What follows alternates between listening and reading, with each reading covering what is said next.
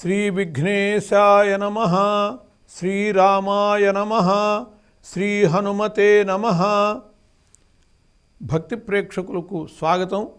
కార్యసిద్ధిలో శుభసిద్ధి అంటే మనము ఎక్కడికైనా బయలుదేరినప్పుడు శుభాన్ని కోరుకుంటాం, వెళ్ళినటువంటి పని సక్రమంగా జరగాలని కోరుకుంటాం, మధ్యలో ఏ ప్రమాదం జరగకుండా ఉండాలి, క్షేమంగా ఇంటికి చేరాలని చెప్పి కోరుకుంటాం.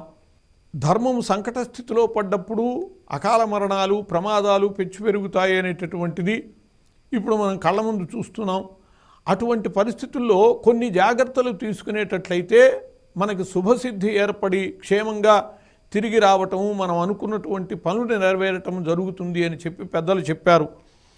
సువాసిని ఎదురు వస్తే అది శుభప్రదమైనటువంటి శకునము. దానివల్ల అనుకున్నటువంటి కార్యాన్ని పూర్తి చేసుకుని క్షేమంగా ఇంటికి వస్తాం. సువాసిని అంటే ముత్తైదు. ఒక్కొక్కప్పుడు ప్రయాణానికి బయలుదేరే ముందు ఇంట్లో వాళ్ళనే ముత్తైదువుల్ని ఎదురు రమ్మని చెప్పి శకునం చేసుకుంటూ ఉంటారు. శకునము తనంతా వచ్చినప్పుడు పూర్తి ఫలితాన్ని ఇస్తుంది.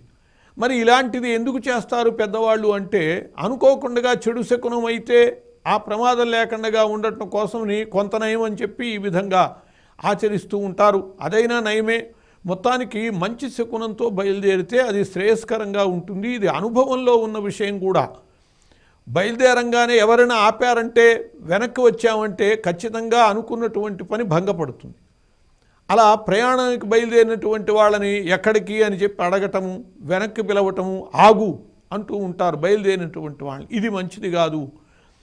అలాగే ఇద్దరు బ్రాహ్మణులు ఎదురైతే మంచిది, ఒకళ్ళు ఎదురవటం మంచిది కాదు. ఈ విధంగా బయలుదేరేటటువంటి సమయంలో మంగళవాద్యాలు ఎదురు రావటము, పండ్లు ఎదురు రావటము, పూలబండ్లు ఎదురు రావటము, గుర్రము, చామరము, గొడుగు ఇటువంటివి ఎదురు వచ్చేటట్లయితే అవి శుభశకునాలు. అవి స్వయంగా రావు కదా, అంటే అవి తీసుకుని వచ్చేటటువంటి వ్యక్తులు ఎదురైతే అది శుభశకునమే. పిల్లి ఎదురైంది, అది దుశ్శకునం. మళ్ళీ వెనక్కి వచ్చి కాళ్ళు కడుక్కుని ఒక క్షణం కూర్చుని మంచినీళ్ళు తాగి అప్పుడు బయలుదేరాలి అని చెప్పి చెడు శకునమైనప్పుడు ఈ పరిహారం చెప్పారు. వెనక్కి వచ్చాయి, కాళ్ళు కడుక్కోవాలి, మంచినీళ్ళు తాగి కూర్చుని మళ్ళీ బయలుదేరాలి. అలాగే బొగ్గులు ఎదురు రావటం, బొగ్గులు తీసుకొచ్చేవాళ్ళు కానీ, కట్టెలు తెచ్చేవాళ్ళు కానీ, ఇప్పుడు బొగ్గులు కట్టెలు అనేటటువంటివి ఎక్కువగా ఎదురొచ్చేటటువంటి అవకాశం లేదు. కానీ సిలిండర్లు, గ్యాస్ సిలిండర్లు అంటే ఇంధనాలు, అగ్ని దహించేటటువంటివి లక్షణాలు ఉన్నటువంటివి, కిరసనాయిలు ఇటువంటివి ఏవైతే ఉన్నాయో అవి ఎదురు రావటం మంచిది కాదు.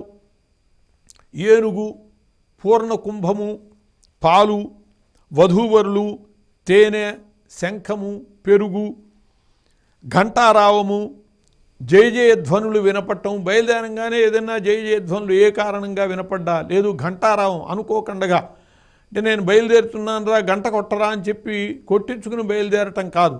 అనుకోకుండా మనకి మంగళవాద్యం వినపడటము, ఘంటారావం వినపడటము ఇవన్నీ కూడా శుభసూచకాలు. చల్లని పిల్లవాయువు వీచటం అది కూడా శుభసూచకమే.